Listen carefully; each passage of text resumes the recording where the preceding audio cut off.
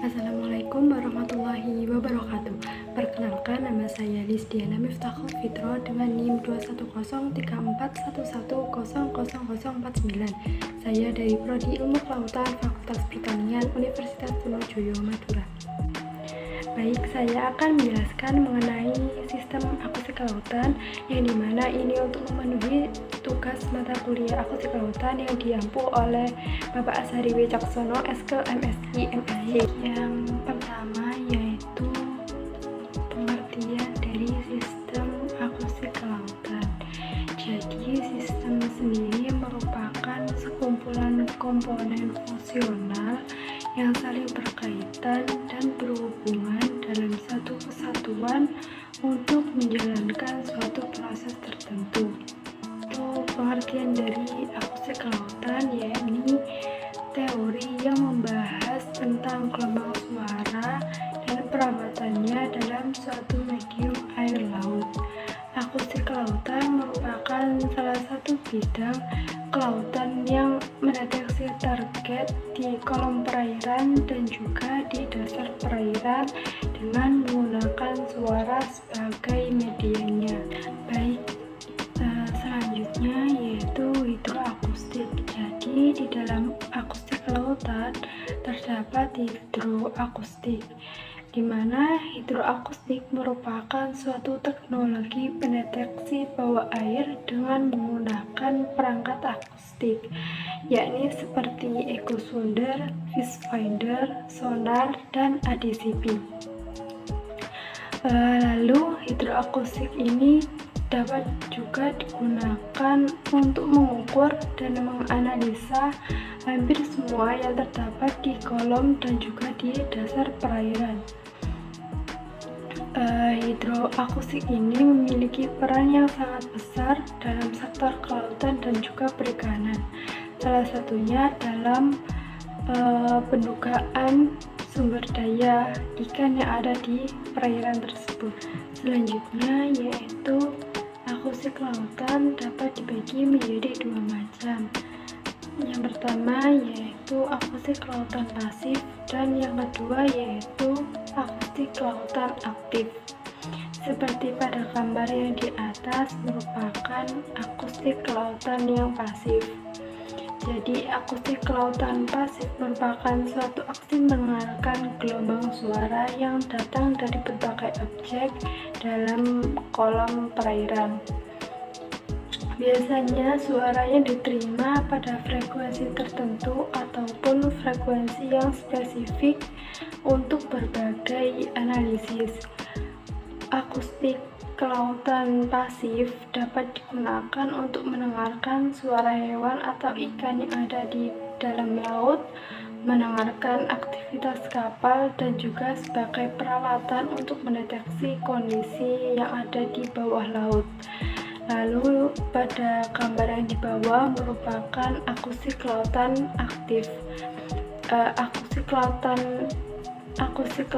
aktif dapat mengukur jarak dari objek yang dideteksi dan ukuran relatifnya dengan menghasilkan puls suara dan mengukur waktu tempuh dari puls sejak dipancarkan sampai diterima kembali oleh alat serta dihitung seberapa besar amplitudo yang kembali. Yang selanjutnya yakni penerapan teknologi akustik kelautan. Nah, seperti pada gambar yang sudah ada bahwa teknologi akustik kelautan ini dapat digunakan untuk mengukur kedalaman dasar laut atau bathymetri. Lalu teknologi akustik kelautan juga dapat digunakan untuk mengidentifikasikan jenis-jenis lapisan sedimen yang ada di dasar laut. Selanjutnya, penerapan teknologi akustik kelautan dapat digunakan untuk pemetaan dasar laut dan juga pencarian kapal-kapal karam yang ada di dasar laut. Selain itu, penerapan teknologi akustik kelautan juga dapat digunakan untuk pemetaan habitat dasar laut dan menentukan jalur pipa dan juga kapal yang berada di dasar laut. Selain itu juga dapat digunakan untuk menganalisa dampak lingkungan yang terjadi di dasar laut. Baik, yang selanjutnya yaitu shadow zone.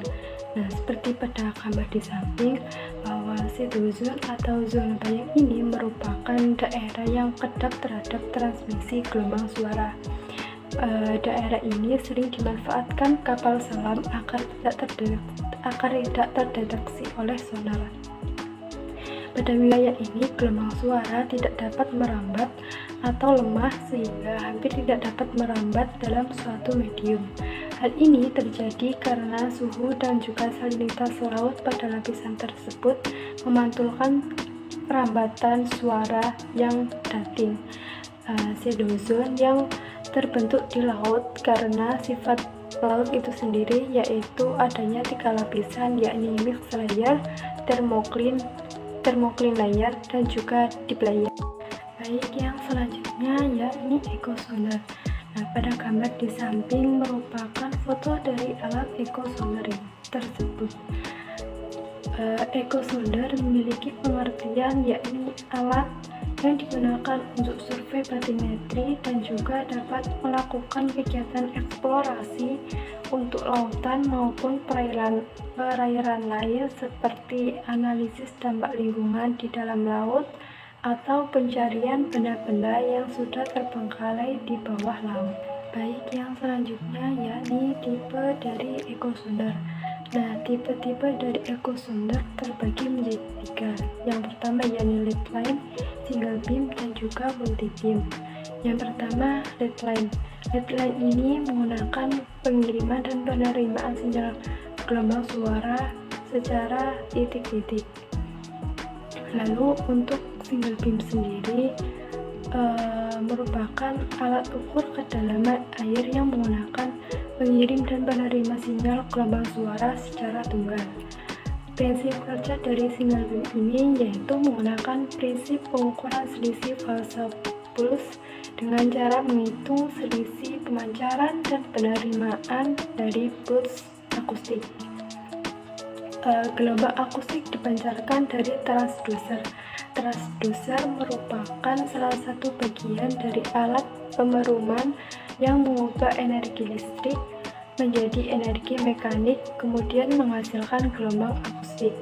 Gelombang akustik tersebut kemudian merambat melalui air dengan cepat perambatan yang telah diketahui sampai menyentuh dasar laut dan kembali lagi ke transducer. Lalu yang multi beam memiliki prinsip yang hampir sama dengan single beam, tapi yang membedakan adalah jumlah beam yang dipancarkannya. Single beam hanya memancarkan satu beam pada satu titik sepanjang jalur survei. Nah, sedangkan multi beam ini memancarkan lebih dari satu beam sehingga mendapatkan banyak titik kedalaman dalam satu kali pemancaran gelombang akustik.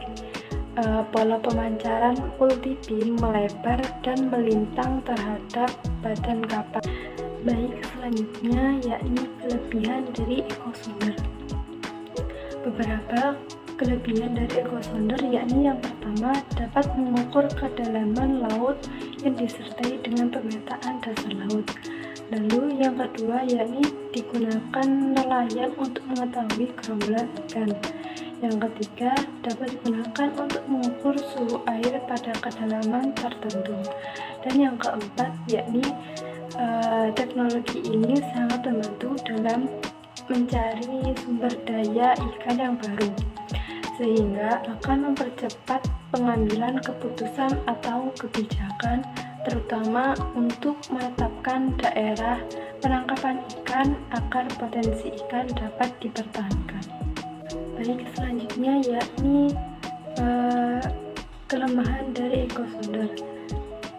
Jadi kelemahan dari echo sonar ini yakni apabila alat ini digunakan semakin dalam lautnya, maka gambar yang akan dihasilkan semakin tidak jelas atau tidak terlihat lebih spesifik seperti gambar karang, ikan, kapal karam, dan lain sebagainya. Lalu yang kedua, kelemahan dari alat ini dapat mengganggu komunikasi antar hewan laut, yakni seperti paus dan juga lumba-lumba. Sekian video penjelasan mengenai sistem akustik kelautan dari saya, kurang lebihnya saya mohon maaf. Wassalamualaikum warahmatullahi wabarakatuh.